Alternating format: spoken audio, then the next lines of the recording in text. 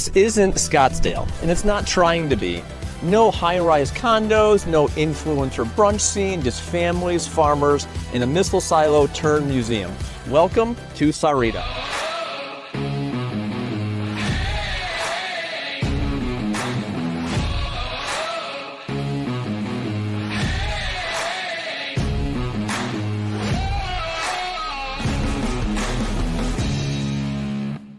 If this is your first time on the channel and you want to know everything about living in Tucson, Arizona and the surrounding areas, then subscribe below and you'll be the first to know about what's happening in and around Tucson and places like Sahuarita.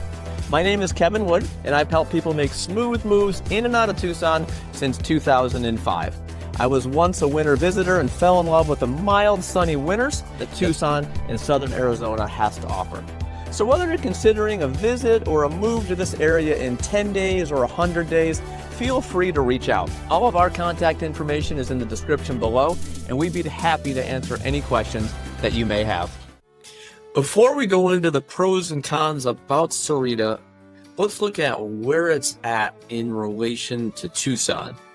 We are looking south from Tucson, and Sahuarita is about half an hour drive to downtown Tucson. Even to the Tucson International Airport, it's about 30 minutes. You can see there's some pretty major landmarks around Sahuarita. Obviously, you can see around my cursor here.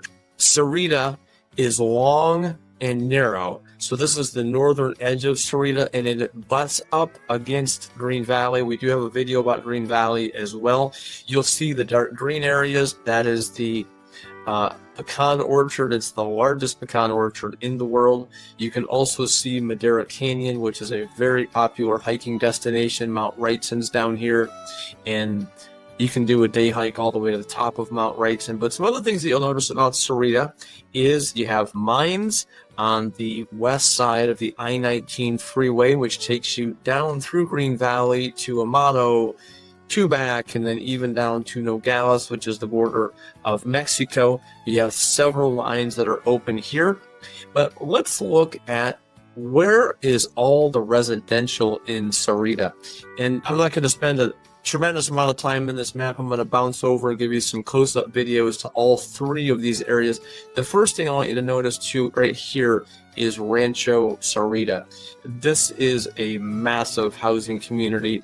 About 18,000 residents, roughly 6,000 homes in Rancho Sahuarita. Has a great splash pad, and I'm going to share. I have some video of all this stuff, but there's splash pad there. Splash pad is there. Sahuarita Lake, which you can fish and do some boating. I shouldn't say boating. You know, kayaking, can do that type of thing. So this is a major master plan community. The other one, you can see all these pecan orchards, which are just huge. But let's keep moving down here so you can see another really big housing community, which is Quail Creek. And this is a 55+ community. There is championship golf, tons of pickleball, home to the new Canyon Club. This is a Robeson community, so definitely upscale, and they're continuing to build in Quail Creek, and we're going to dive into this a little bit deeper. I'll show you some video of that. And then the third housing community is Madera Highlands, which is actually right next to Quail Creek, and you can see the dog park here, much closer access to Madera Canyon down here from the Madera Highlands area. And there are just some other couple things to note. There are 7 golf courses within probably 20 minutes of anywhere in Sahuarita or Green Valley. So you don't have to go all the way up to Tucson to golf. There's plenty of pickleball, and there's also, you know, a heck of a lot more options when it comes to housing as well. But those three are kind of the pillars of that Sahuarita area. So we're going to jump right into the a video about we're going to go into Rancho Sahuarita first. So let's hop into that one so you can see a little closer look at what Rancho Sahuarita has to offer.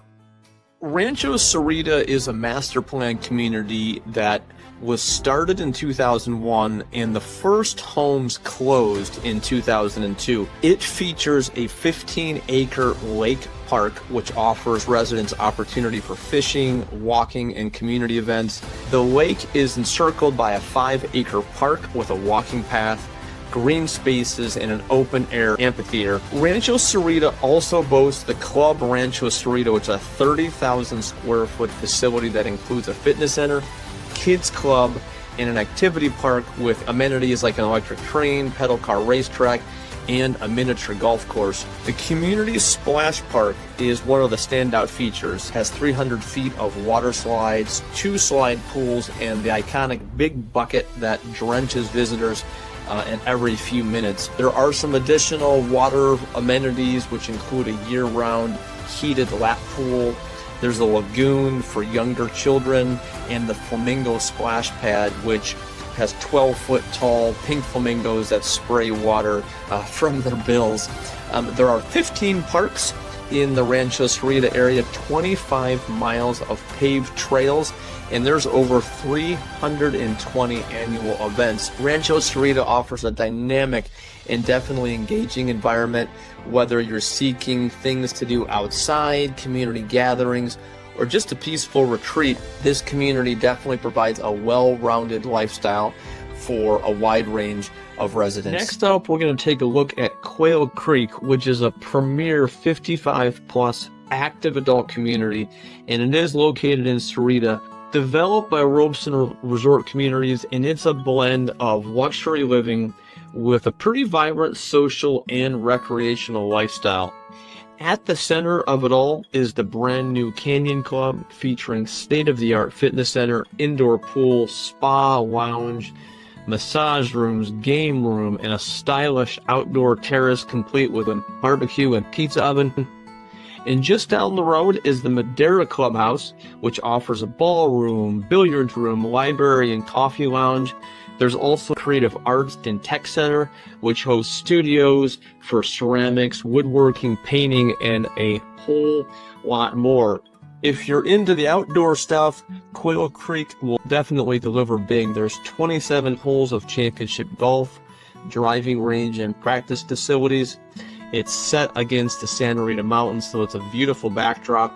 There are 32 pickleball courts, lighted tennis courts, bocce ball, resort-style pool. There's miles and miles of walking paths, and there's just a whole bunch to do, so there's never a dull moment in Quail Creek.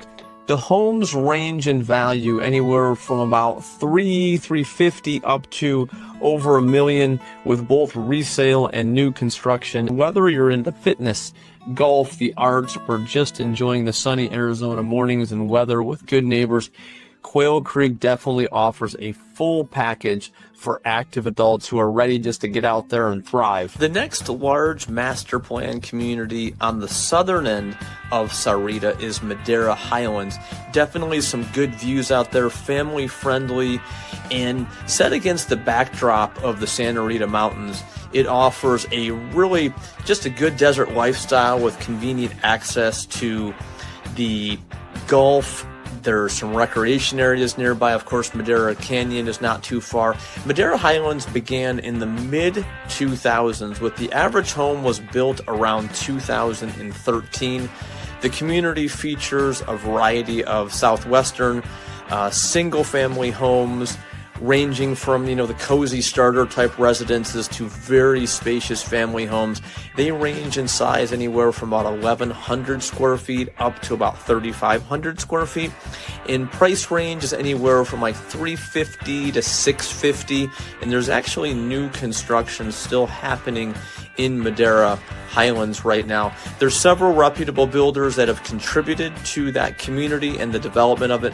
Meritage is the one that is continuing to build now in a neighborhood called the Arbor at Madera Highlands. There's gourmet kitchens, open concept living areas, and those types of things. And the residents enjoy a range of amenities. There's a really good community pool, playgrounds, walking and biking trails, tennis and basketball courts. There's multiple parks. And like I said earlier, the proximity to Madera Canyon and Coronado National Forest just offers additional opportunities for outdoor recreation like hiking, biking, bird watching, and things like that. Madera Highlands is located by the Sahuarita Unified School District, which makes it a really attractive option for families that are seeking quality education for their kids. And I think the best way to describe Madera Highlands is it is a blend of natural beauty, quite a few recreational amenities, convenient location, not too far away from the I-19. You're only like 30 minutes to get up to Tucson from most of the places in Sahuarita. I think it's a really compelling choice for those looking to really just kind of settle in to southern Arizona. So there you have the three major master plan communities that anchor Sahuarita. First off, we talked about Rancho Sahuarita. Here it is right here. You can see just a massive amount of homes, about 6,000 homes in Rancho Sahuarita. As you travel here down to the south, you've got Quail Creek. This is the second one we talked about. That is a Robeson community, and they are still building new properties. That is our new single-family homes. You have townhouses down there as well. That is an active adult 55-plus community. And then the third large master plan community, and there is some still building going on here as well, is Madera Highlands. And you can see the way Sahuarita is situated. We are pointing to the south. This is the I-19, which takes about half an hour to get to Tucson. We can see all those pecan orchards and things like that. But really, the three major communities that kind of anchor Sahuarita, we just talked about those. Now we're going to jump into the pros and cons of living in Sahuarita, Arizona. So let's talk about the pros and cons of living in Sahuarita. So Sahuarita definitely has a much lower crime rate than the national average, which contributes to its reputation as a safe community. It's also a very family-friendly environment. The town is known for family-oriented atmosphere with numerous parks, playgrounds, and community events that cater to residents of all ages. Another pro of living in Sahuarita is the proximity to natural resources, or attractions, I should say, like Madera Canyon.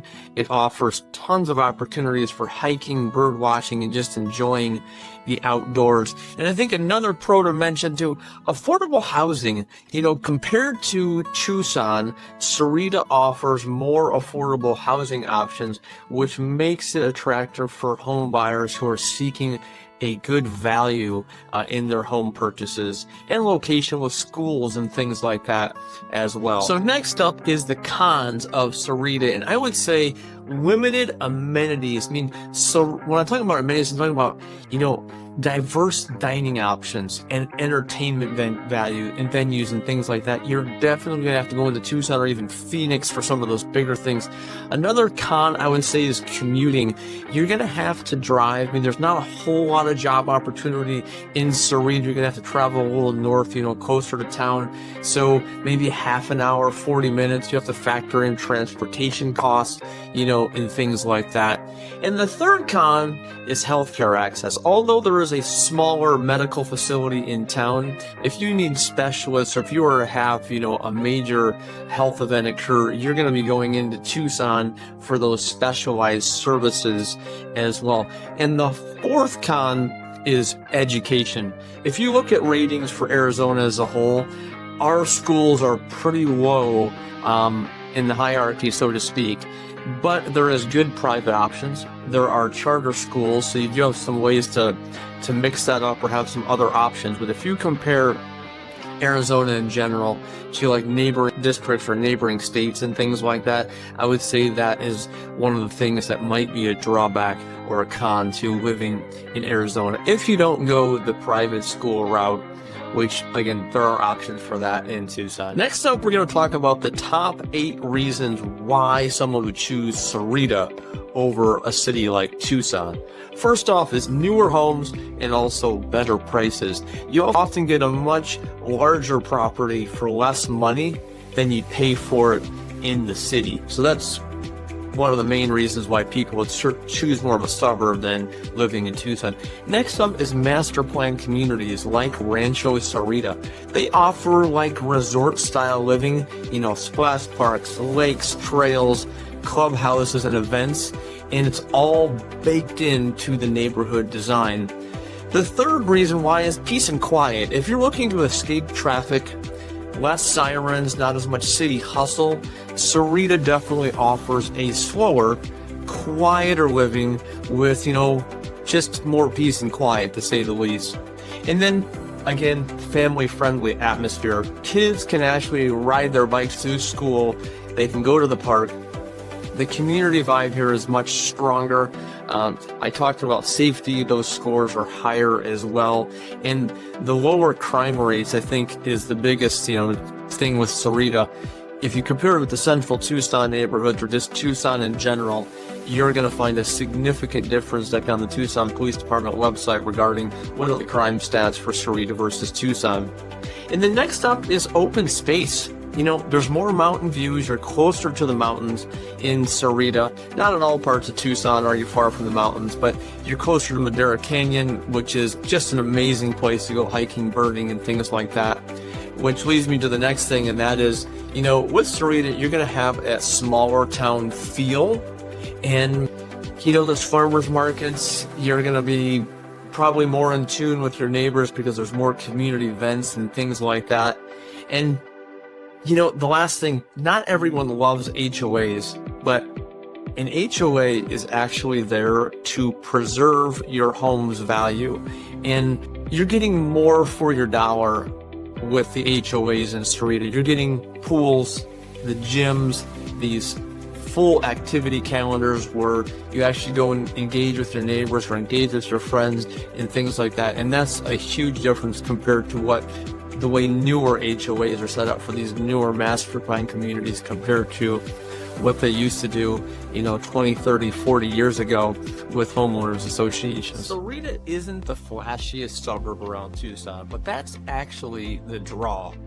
You're not paying Oro Valley prices, you're not dealing with the congestion and the growth of Marana, and you're not going to be quite as remote as Vail. And unlike Green Valley, you don't have to be retired to live there. So what you get instead is a newer master plan town that still has some room to grow. The homes are affordable, the neighborhoods are definitely organized, and it's clean. Rancho Sahuarita was built for families. It's packed with parks, trails, and events. Quail Creek brings in the active adult crowd. Madera Highlands sits on kind of the edge closer to the mountains and a little bit quieter out there. And there's not a ton of nightlife or high-end shopping here. And if you need a specialist for healthcare or a big box store, you're still going to have to travel to Tucson. But for a lot of people, that's a fair trade for more space, a newer home, and a quieter street. So if you want the in-between, something not too far, not as busy, and not quite as expensive, Sahuarita definitely sits on that sweet spot.